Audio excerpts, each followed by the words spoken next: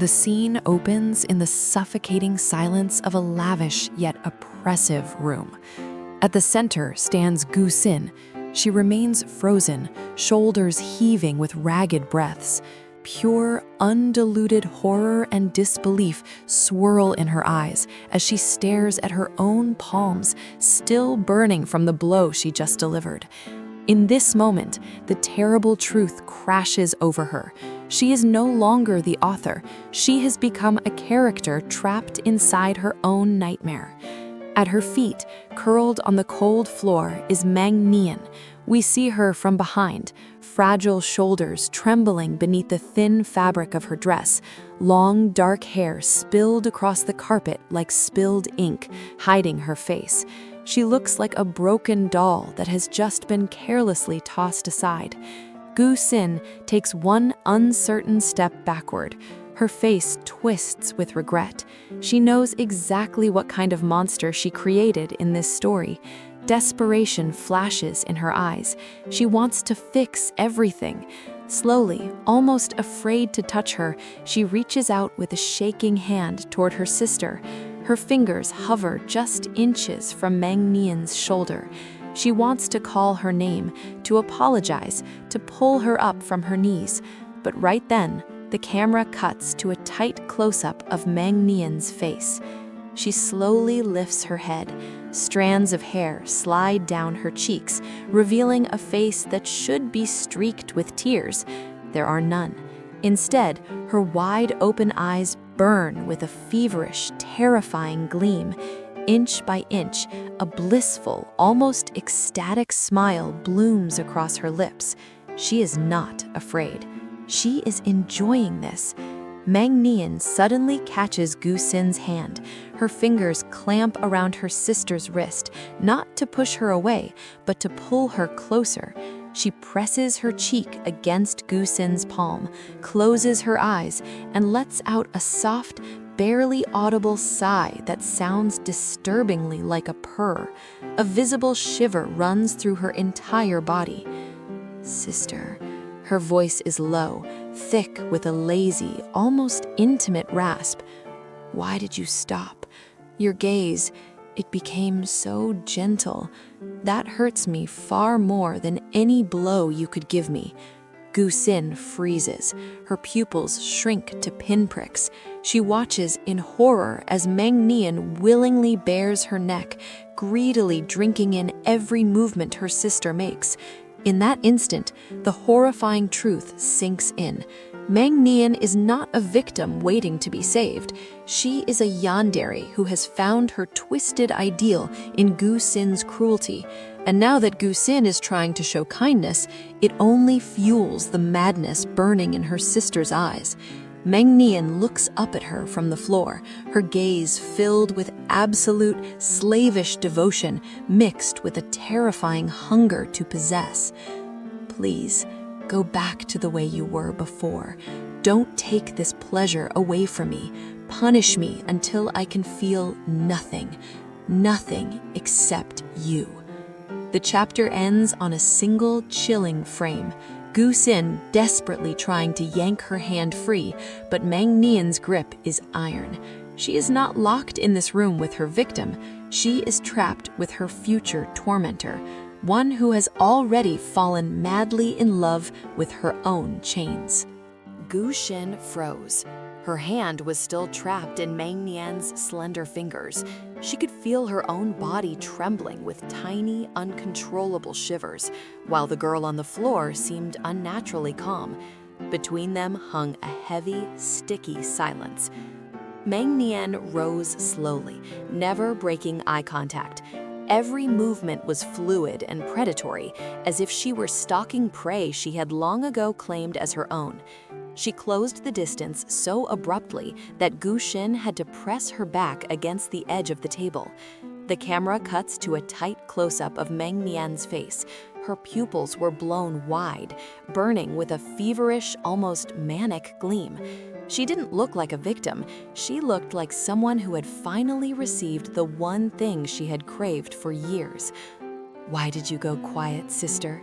Mang Nian whispered, her lips so close they nearly brushed Gu Sin's lips. I can feel your pulse racing under my palm. Are you afraid? Or does this excite you as much as it excites me?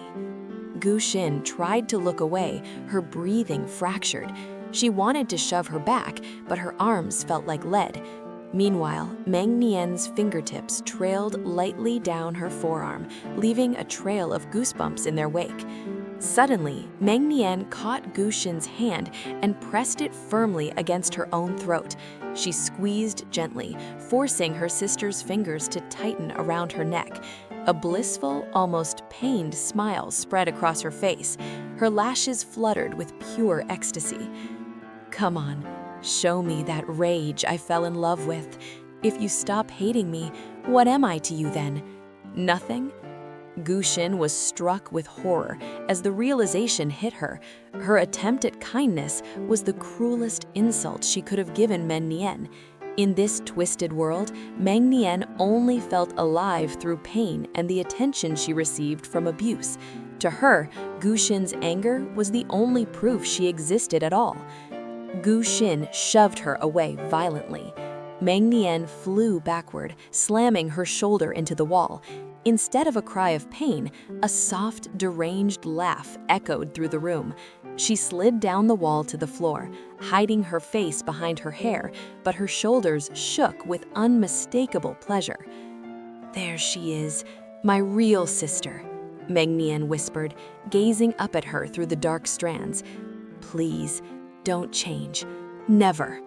Gu Xin stood in the shadows, arms wrapped tightly around herself. She understood the trap she had fallen into.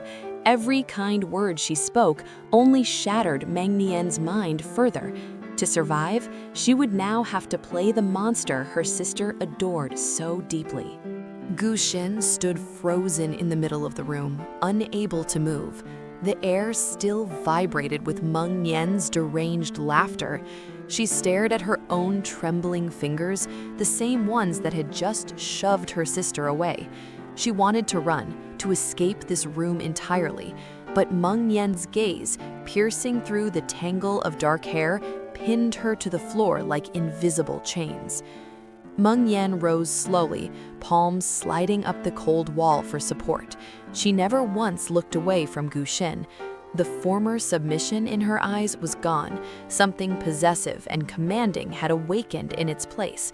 She took one step forward. Gu Xin instinctively shrank, shoulders hunching. Are you angry, sister? Meng Nian tilted her head, her voice soft, almost tender. Your eyes are so cold. It's beautiful. She moved closer until their bodies nearly touched. Gu Xin could feel the warmth radiating from her. Meng Nian reached out and with delicate fingertips straightened the collar of Gu Xin's dress. The gesture looked caring, yet it carried an unmistakable threat. Her palm lingered at her sister's throat, barely brushing the skin. Gu Xin held perfectly still, afraid even to breathe. The camera focuses on Gu Xin's face. She tried to summon her villainous mask, clenching her jaw, but panic swirled deep in her pupils. She understood. Meng Nian no longer feared her power. She craved it. Meng Nian took Gu Xin's hand and slowly, finger by finger, laced them together. It looked like a lover's intimate gesture, but Meng Nian's grip was iron. She brought her sister's hand to her lips and brushed a feather-light kiss across the knuckles, never breaking eye contact. You know, I've waited so long for this, Meng Nian whispered, her breath burning against Gu Xin's skin. Before, you only hurt me, but now you're truly looking at me. You truly see me.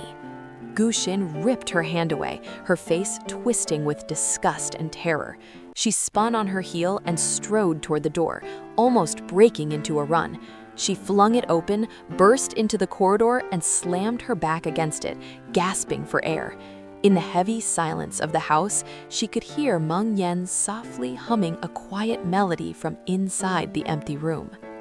Gu Xin slid down the door until she sat on the floor, arms wrapped tightly around her knees. She finally understood.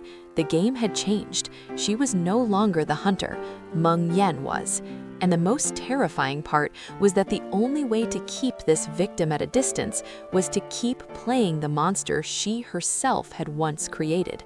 But how much longer could she endure wearing the role she had written? Guxin sat on the floor in the empty corridor, back pressed against the closed door. Her chest heaved with ragged breaths, fingers digging into her own shoulders in a desperate attempt to stop the trembling. The silence of the house no longer felt like a refuge, it felt like a trap. She stared into the darkness of the hallway, expecting Menyan to step out at any second, but behind the door, she could only hear faint, insidious rustling. She forced herself to stand and walk to the mirror at the end of the hall. The reflection terrified her. Pale skin, disheveled hair, and the eyes of someone who had stared straight into the abyss. Guxin touched her wrist, where she could still feel the phantom pressure of those fingers. She understood that her plan to be kind had failed catastrophically. Menyan wasn't just mentally unstable, she was addicted to pain, and every gentle word was poison to her. Suddenly, the silence was shattered by the sharp sound of breaking glass from Menyan's room. Guxin flinched, her heart skipping a beat. She froze, torn between the urge to run and the need to check what had happened. The instinct of the author won. She had to stay in control. She returned and slowly cracked the door open. The room was dim. Menyan stood by the window, her figure bathed in moonlight. Shards of a shattered vase lay scattered across the floor, and a thin trickle of blood ran down the girl's hand. Menyan didn't even turn around. She slowly brought her injured finger to her lips and licked the blood away while gazing at her own reflection in the dark window glass. Guxin remained frozen in the doorway. She wanted to scream, to call for a doctor, but she saw how Menyan's shoulders relaxed the moment her shadow fell across the floor. Menyan turned her head. In the half-light, her face looked hauntingly beautiful. "You came back," she whispered, triumph ringing in her voice. "I knew you wouldn't be able to leave me alone." She took a step forward, walking barefoot straight across the broken glass. The shards crunched beneath her weight, but Menyan didn't even flinch. She looked at Guxin with such silent pleading and devotion that it stole the breath from her lungs. "See?" Menyan extended her bloodied hand. "Without you, I just break myself. You don't like that, do you? Then take control. Do something to me, please." Guxin felt herself being pulled into the abyss. She understood that Menyan was deliberately harming herself to force her into cruelty.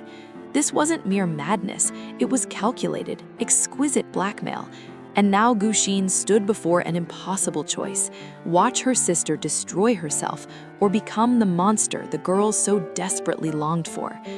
Guxin took a step forward, her face hardening like stone. She seized Menyan's wrist, gripping it just above the wound. Menyan's eyes flared with pure ecstasy. She had finally received exactly what she wanted: attention born from pain and rage. Guxin gripped Menyan's wrist tightly, staring at the cut. Her fingers trembled, but her gaze turned icy. This was the only mask that could protect her now. Menyan, in contrast, seemed utterly relaxed. She leaned forward until her chest nearly brushed Guxin's shoulder, greedily drinking in every shift in her sister's expression. "Your hands are so cold, sister," Menyan breathed, her voice wrapping around them like sticky fog. "Does it hurt you to look at this? Or are you angry that I dared to touch myself without your permission?" Guxin said nothing. She simply pulled Menyan toward the bathroom. She tried not to look at the drops of blood trailing across the expensive carpet. Menyan followed obediently, her steps light and almost dancing. She reveled in the roughness of Guxin's grip, the way her sister's fingers dug into her skin, leaving angry red marks. They entered the cramped space of the bathroom under the harsh glare of the overhead lights. Guxin turned on the faucet. The roar of water hitting porcelain felt deafening in the silence. She yanked Menyan's hand under the cold stream. The girl flinched, not from pain, but from the sudden shock of temperature. Her eyes remained fixed on Guxin's profile. "Why are you so quiet?" Mangnian whispered directly into her sister's ear, her breath searing against the skin. "Yell at me, hit me, tell me how worthless I am. Your silence, it chokes me more than any rope ever could." Guxin shut off the water abruptly and turned to face her. The distance between them vanished. She seized Mangnian by the chin, forcing her head back. A storm of rage and helplessness raged in Guxin's eyes. "You think this is a game?" Guxin's voice came out hoarse and cracked. "You think I'll indulge every single one of your deranged whims?" Mangnian went still. Her lips parted slightly, and a fanatical delight ignited in her gaze.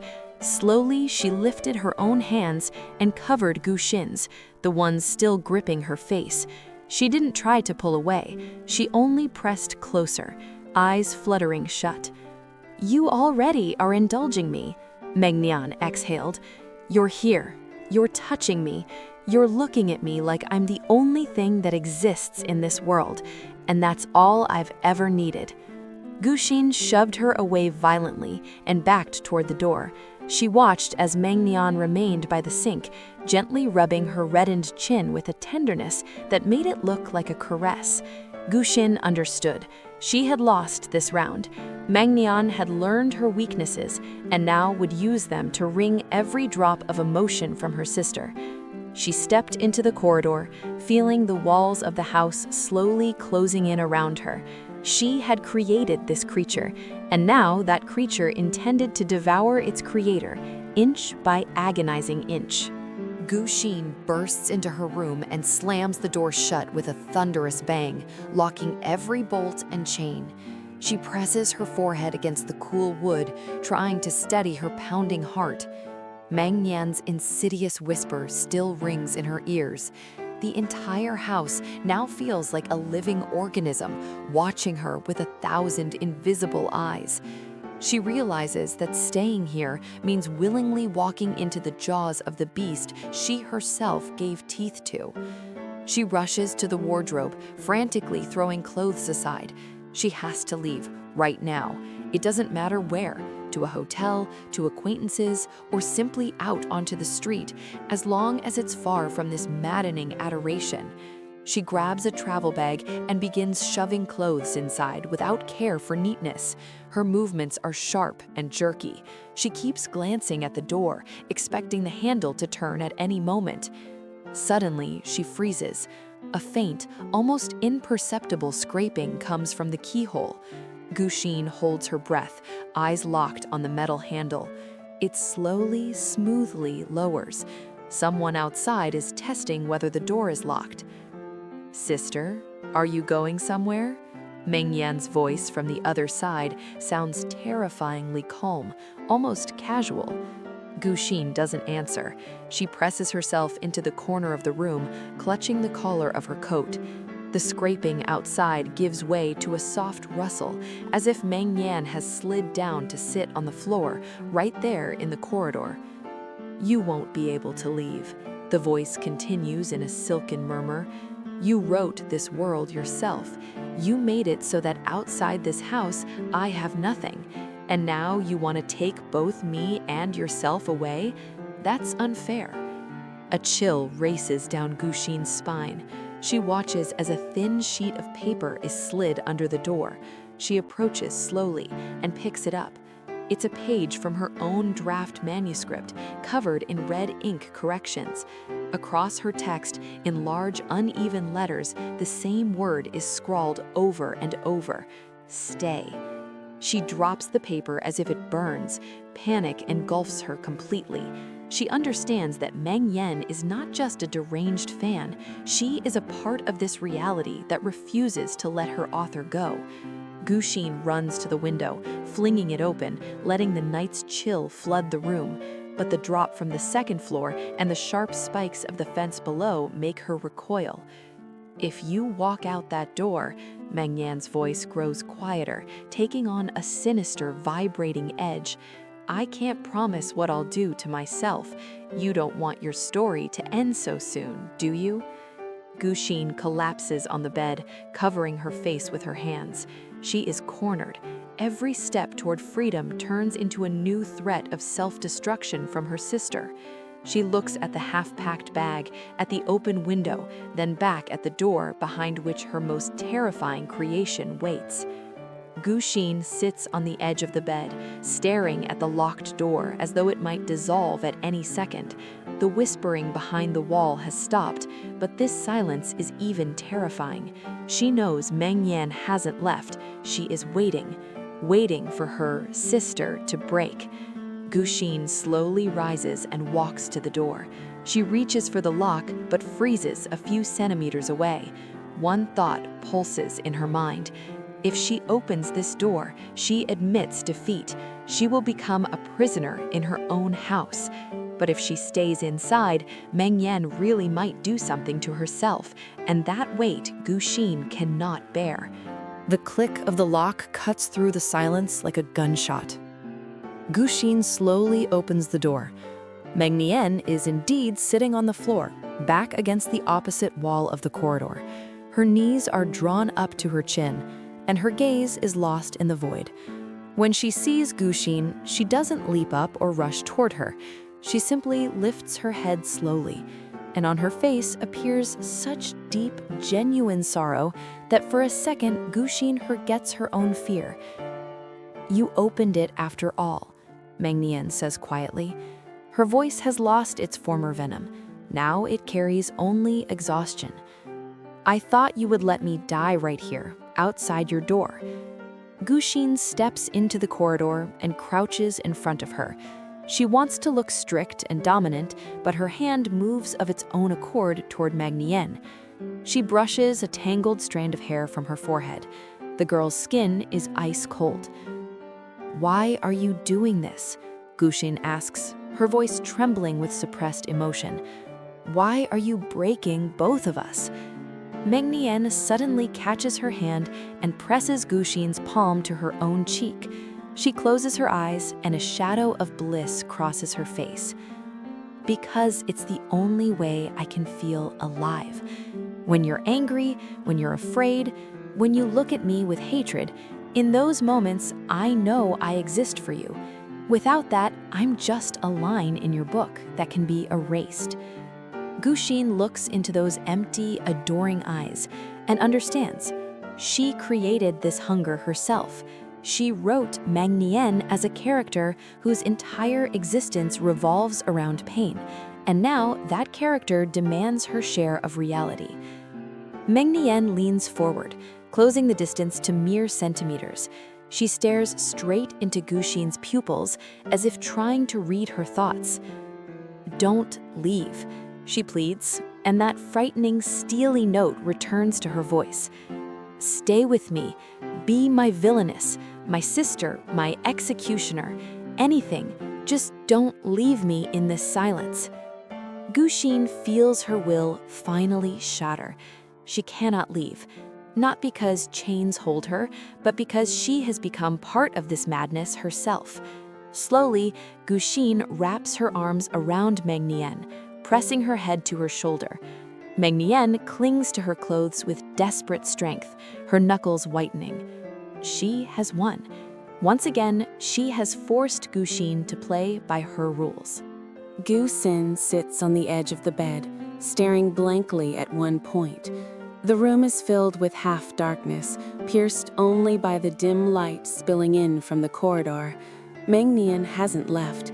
She has settled on the floor at the foot of the bed, cheek pressed against the wooden frame like a devoted dog afraid its owner will vanish the moment its eyes close. Gu-sin feels that sticky, unblinking stare on her skin. She tries to ignore her sister's presence, running through escape plans in her mind, but every thought shatters against the soft rustle of fabric, Meng Yan deliberately adjusting the hem of her dress to draw attention. "What are you thinking about, sister?" Meng Yan's voice slices through the silence, soft and insidious. "About how much you hate me? Or about how you can't live without me anymore?" Gu-sin snaps her gaze toward her. Her brows are drawn tight, lips pressed into a thin line. She wants to shout something cruel, to lash out with words, but she sees Mangnian freeze in eager anticipation. Any emotion from Gusin is a gift to her. Mangnian slowly rises to her knees, bracing her hands on the mattress. She is suddenly very close, her face illuminated from below, her features taking on a frightening, almost demonic beauty. She reaches for Gusin's hand, which is convulsively clutching the sheet. "Your fingers are so tense," Mangnian whispers, covering her sister's hand with her own. "Relax, I'm not going anywhere. I'll always be here now, in the shadow of your thoughts." Gusin tries to pull away, but Mangnian intertwines their fingers, locking her wrist in an iron grip. She brings Gusin's palm to her face and slowly closes her eyes, inhaling the scent of her skin. An expression of absolute, almost painful bliss spreads across her features. "You made me this way," Mangnian continues, opening her eyes. They burn with fanatical adoration.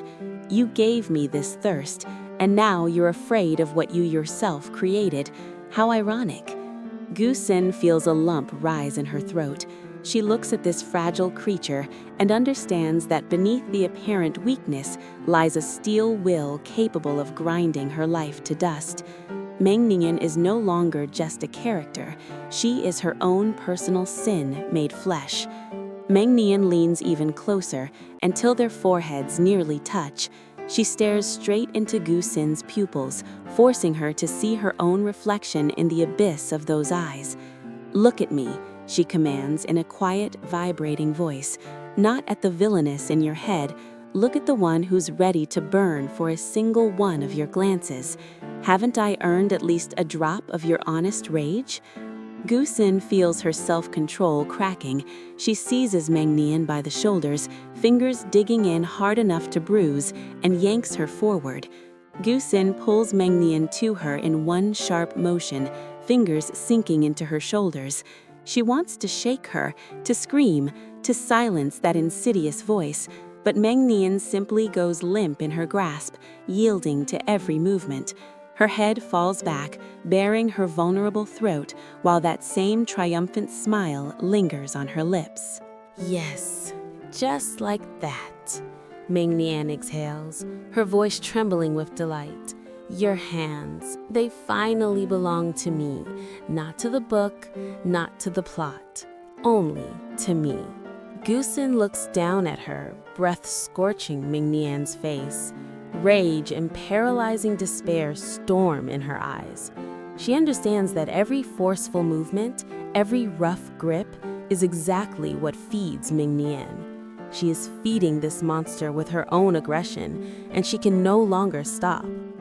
Mingnian slowly raises her own hands and wraps them around Gusin's wrists, not to push them away, but to press them harder against her body. She leans forward until the tip of her nose almost brushes Gusin's cheek, dropping her voice to a whisper that makes the room feel suffocatingly small. "You feel it, don't you? This power. You like seeing me like this, broken under your weight. You hate me for it, but this hatred is the most honest thing we have."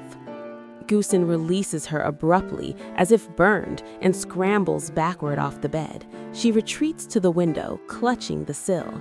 She's shaking. In the reflection of the glass, she sees Mingnian still sitting on the rumpled sheets, slowly stroking the reddened marks on her shoulders. With such tenderness, it looks like she's caressing a precious gift. "Leave," Gusin throws over her shoulder. Her voice sounds hollow, lifeless. "Go back to your room. I don't want to see you." Mingnian doesn't move. She calmly lowers her hands and watches her sister's back. In the half-light, her eyes look like two bottomless pits. She rises slowly. Her footsteps across the carpet are utterly silent. She stops a few paces away, not daring to come closer, yet her presence presses like a physical weight. "I'll go if that's what you want. But remember, you can lock the door, you can turn off the light, but you'll never unsee what I've shown you. I am you, sister, your darkest fantasy made real."